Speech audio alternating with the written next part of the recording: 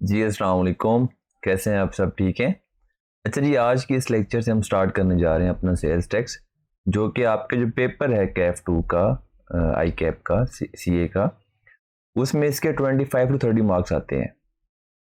उन 25 to 30 marks में further एक न्यूमेरिकल आता है आपका, एंड बाकी जो रिमेनिंग मार्क्स हैं वो आपके थ्योरी में आ रहे होते हैं, मीन सिनेरियो आ रहा होता है, टू द पॉइंट वो आपसे क्रैमिंग भी रिप्रोड्यूस करवा रहा होता है। तो एक न्यूमेरिकल आता है, वो 15 टू 20 मार्क्स का होता है। जितने मार्क्स का न्यूमेरिकल होता है, जो रिमेनिंग मार्क्स बचते हैं आपके ग्रेड में, वो आपसे थ्योरी पूछ लेता है। तो सेल्स टैक्स का हम पहले थोड़ा सा अंडरस्टैंड करते हैं कि सेल्स टैक्स है क्या, आपका किस तरह से इसका एक्ट, जिस तरह हमने इनकम टैक्स में देखा था कि आपका इनकम टैक्स ऑर्डिनेंस है, हमने वहाँ पर बेस डिस्कस की थी, हमने उसका scope of income tax discuss किया था कि हमारा जो ऑर्डिनेंस है उसके स्कोप में क्या चीज़ें कवर होती हैं, फिर हमने बेस बनाई थी।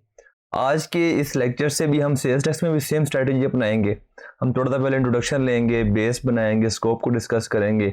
सेल्स टैक्स में न्यूमेरिकल को करने के लिए आपको कुछ डेफिनेशंस हैं, कुछ थ्योरेटिकल पोर्शन है, वो आपको समझना, याद करना तो एक बात की बात है, अलग बात है याद करना है कि नहीं करना, मैं आपको बताऊंगा, लेकिन वो समझना बहुत ज़रूरी है।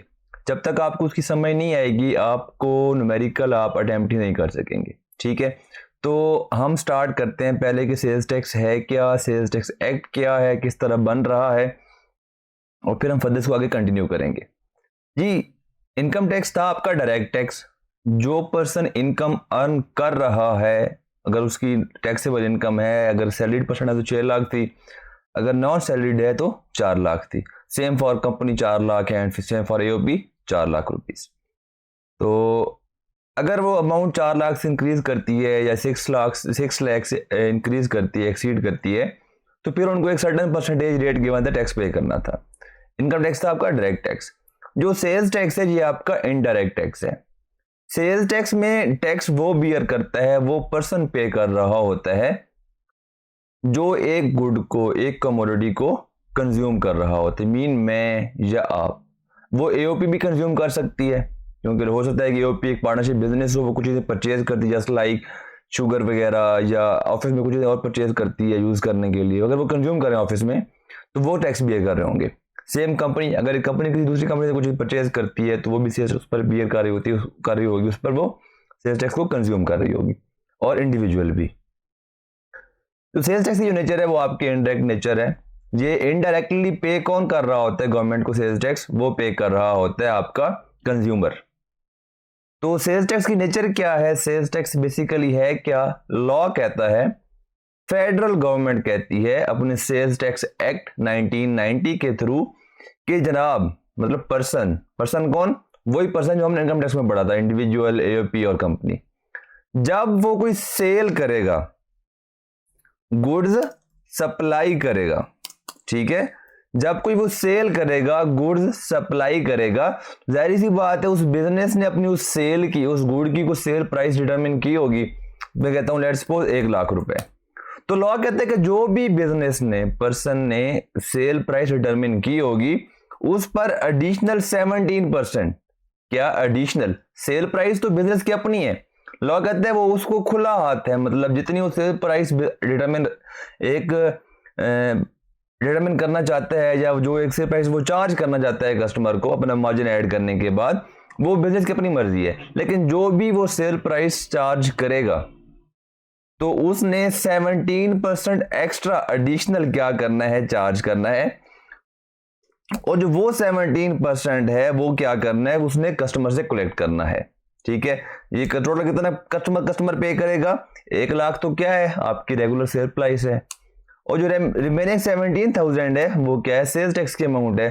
तो लॉ कहते हैं कि जनाब, आपकी हुई 1 लाख सेल्स, जो 17,000 रुपए है, जो आपने मेरे कहने पर 17% गवर्नमेंट कस्टमर को चार्ज किया, वो मुझे जमा करवा दें।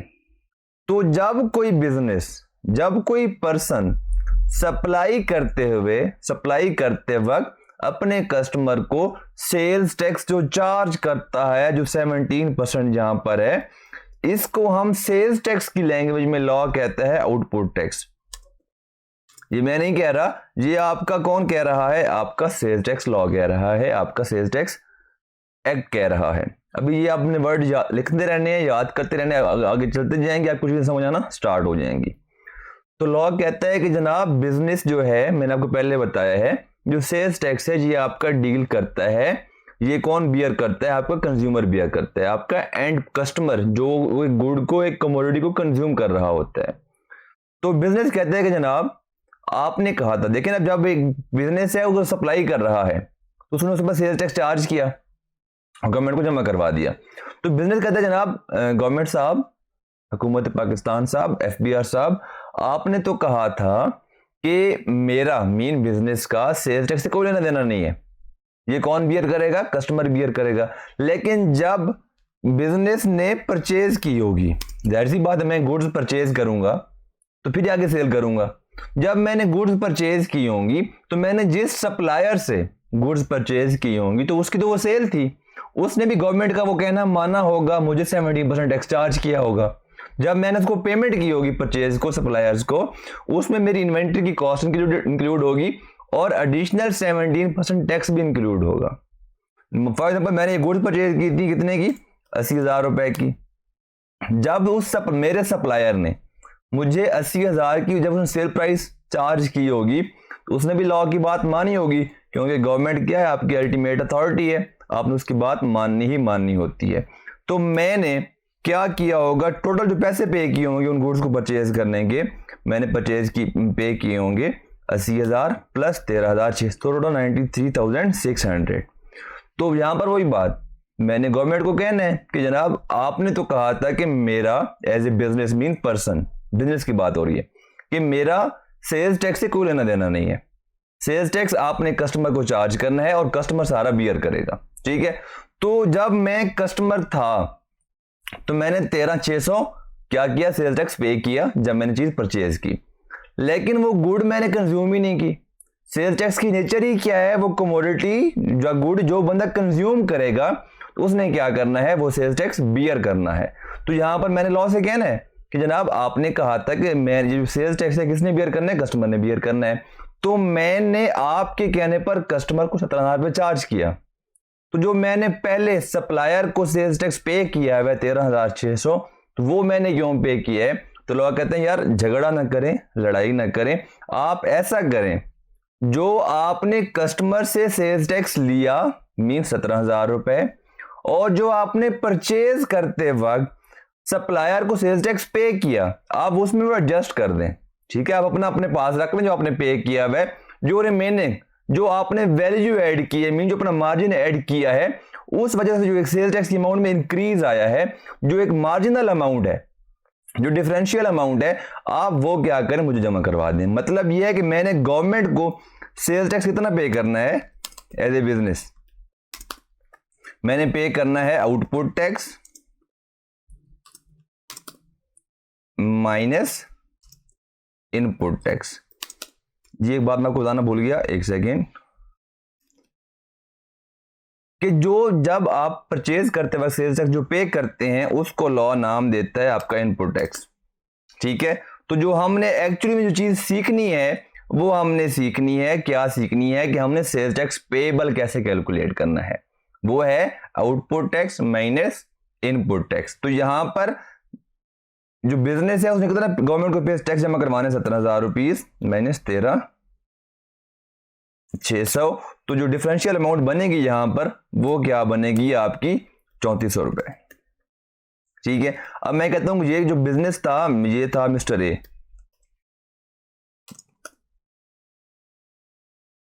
मिस्टर ए ने जो सेल की है वो मिस्टर बी को सेल की है, आगे वो भी बिजनेस था, वो भी क्या था? आपका एक बिजनेस था, शॉर्ट रिटेलर होगा, डिस्ट्रीब्यूटर होगा, कुछ भी हो सकता है। मिस्टर बी ने जो परचेज की उसकी कॉस्ट कितनी थी? 1 लाख। जो एडिशनल अमाउंट है वो क्या थी? आपकी 17,000 रुपए टैक्स की अमाउंट थी, उसको हम क्या कहते हैं? इनपुट टैक्स कहते हैं, ठीक है। ये क्या आपका इनपुट टैक्स है। जो टोटल वैल्यू थी वो थी आपकी, उसने पे की थी, वो थी 1,17,000 रुपए, ठीक है। अब ये भी क्या करेगा? सप्लाई करेगा, गुड्स को सेल करेगा, अपना एक मार्जिन ऐड करेगा, 10% मार्जिन, 20% मार्जिन, जो अकाउंटिंग में आप नॉर्मली पढ़ते हैं। बिजनेस क्या करते हैं? कॉस्ट प्लस एक्सेट्रा, ठीक है। वो आपका क्या होता है? मार्कअप होता है। मैं कहता हूं इसने कहा कि मैं बेचता हूं 1,25,000 की, लॉ कहता है ठीक है जनाब, आप 1,25,000 की बेच रहे हैं, लेकिन अब भूलना नहीं है कि आपने मेरा 17% भी क्या करना है, हिस्सा रखना है। आपने क्या करना, जो आपने सेल प्राइस डिटरमिन की है उसका आप 17% लेंगे, वो लेने उसको हम क्या कहते हैं, आउटपुट टैक्स। आप मेरे 17% को, मतलब गवर्नमेंट के 17% को, जिसको हम आउटपुट टैक्स कहते हैं, आपने उस आउटपुट टैक्स को ऐड करना है आपकी एक्चुअल सेल प्राइस में, ठीक है। और टोटल आपने कस्टमर से पैसे लेने हैं 1,46,250 रुपए। तो यहां पर फिर वही बात मैं कहता हूं कि मिस्टर बी है, ये तो कोई खुद कंज्यूमर है ही नहीं, जिसने गुड कंज्यूम नहीं की। तो लॉ कहता है अगर आप कंज्यूमर नहीं है, ठीक है, अगर एक पर्सन है जिसने ये गुड्स सेल किए हैं, सेल टैक्स कलेक्ट किया है सारा कुछ, अगर वो कंज्यूमर नहीं है, उसने आगे सेल कर दी है, तो उसने जो मुझे पैसे जमा करवाने हैं वो क्या करवाने हैं, output tax minus input tax. Government को जो पैसे रिसीव होने हैं, मैं आपको एंड पे दिखाऊंगा यहां पर समरी बनाकर, कि गवर्नमेंट को जो पैसे रिसीव होने हैं वो होने हैं फाइनल कस्टमर की जो सेल प्राइस होगी उसका 17%। मीन जिस प्राइस पर कंज्यूमर को एक चीज बिकेगी फाइनल। मीन लेट्स सपोज मैं कहता हूं कि मैं गया हूं किसी शॉप पर, मैंने मोबाइल फोन लिया है, या मैंने कोई और चीज ली है, मैंने लैपटॉप लिया है, या मैंने कोई ऐसी चीज ली जो टैक्सेबल है, जस्ट लाइक मैंने टेलीविजन लिया है या हमने एसी लिया है, जो क्योंकि मैं फाइनल कंज्यूमर हूं, जिस प्राइस पर, सेल प्राइस पर मैं वो चीज परचेज करके घर आकर इस्तेमाल करूंगा, उस फाइनल प्राइस का 17% क्या करना है, अल्टीमेटली गवर्नमेंट ने रिसीव करना है।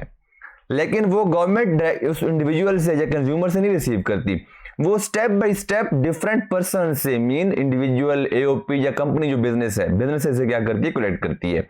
आप यहां पर देखें कि गवर्नमेंट अभी तक जो पैसे रिसीव कर चुकी है, वो रिसीव कर चुकी है जो सप्लायर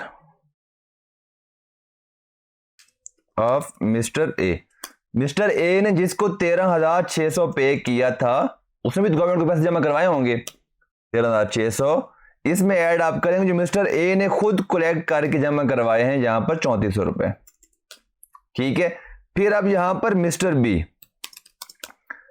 कितने करवाएगा, मिस्टर बी ने जमा करवाने हैं यहां पर आपके output tax minus input tax, ठीक है, 4,250 रुपए। मैं कहता हूं कि मिस्टर सी है वो कौन है, वो है एंड कंज्यूमर। तो एंड कंज्यूमर जो मिस्टर सी है, उसने टोटल पैसे जो पे किए हैं वो पे किए हैं 1,46,250, ठीक है। तो जो इसमें जो सेल टैक्स की अमाउंट इंक्लूडेड 21,250। मीन जो सारे की सारी जो सेल टैक्स की अमाउंट है 21,250 रुपए, वो किसने पे किए, एंड कंज्यूमर ने पे किए। तो यहां पर सेल्स टैक्स का एक नुकसान है, वो ये कि बेशक गरीब हो बेशक अमीर हो, जो भी हो उसने सेल्स टैक्स इक्वली पे करना है। मीन 17%, 12%, जो भी रेट है स्पेसिफिक गुड का, हम आगे चल के देखते हैं, ठीक है। तो यहां पर मिस्टर बी ने पे किया 4,250 रुपए। अब इस बंदे ने डायरेक्टली गवर्नमेंट को पैसे जमा नहीं करवाए, इसने जमा करवाया मिस्टर बी को, ठीक है।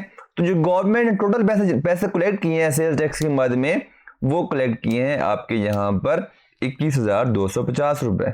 जब आपको मैंने बताया था कि जो गवर्नमेंट ने सेल्स टैक्स मल्टीपल स्टेप्स में कलेक्ट करना है, वो किसके इक्वल होगा, उस सेल्स टैक्स के जो फाइनल बायर ने, एंड कंज्यूमर ने बियर किया होगा, पे किया होगा। तो ये आपका सेल्स टैक्स, इस तरह आपकी सेल्स टैक्स की चेन चल रही होती है। तो लॉ कहता है, जब थोड़ा सा हमें आइडिया हो गई है, आपकी गवर्नमेंट कहती है, लॉ कहता है, एफबीआई गवर्नमेंट कह देते हैं कि उसका एक स्कोप हम चीज डिस्कस करते हैं। लॉ कहता है कि कोई पर्सन, ठीक है, रजिस्टर्ड पर्सन,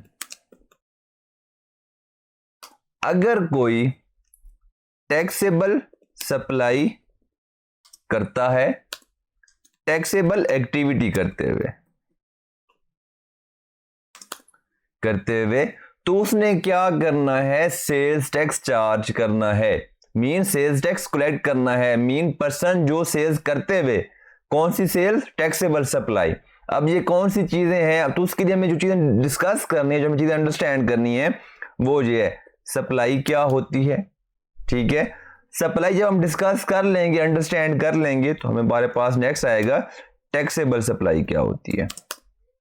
ठीक है, उसके बाद हमने देखना है कि एग्जेम्प्ट सप्लाई क्या होती है, सॉरी एग्जेम्प्ट नहीं, आपकी टैक्सेबल एक्टिविटी क्या होती है। हमने गुड्स डिस्कस करनी है, हमने टैक्सेबल गुड्स डिस्कस करनी है, हमने एग्जेम्प्ट गुड्स डिस्कस करनी है। ठीक है, और मल्टीपल हमारे कॉन्सेप्ट्स एंड थ्योरी के जब तक हम वो नहीं करेंगे, हमें सेल्स टैक्स की समझ नहीं आएगी, हम सेल्स टैक्स का न्यूमेरिकल अंडरस्टैंड नहीं कर पाएंगे, अटेम्प्ट नहीं कर पाएंगे। तो आज का जो हमने अभी तक डिस्कस किया है उसमें हमने थोड़ा सा अंडरस्टैंडिंग लिया है कि सेल्स टैक्स एक्चुअली में काम कैसे करता है, किस तरह चार्ज हो रहा होता है। ठीक है, हम नेक्स्ट वीडियो से स्टेप बाय स्टेप मैं आपको एक एक वीडियो में एक एक डेफिनेशन को समझाऊंगा ताकि आपके लिए भी आसानी हो और चीज़ें इजीली आपको अंडरस्टैंड हो जाए और चीज़ें कंफ्यूज आपस में ना हो। Thank you so much.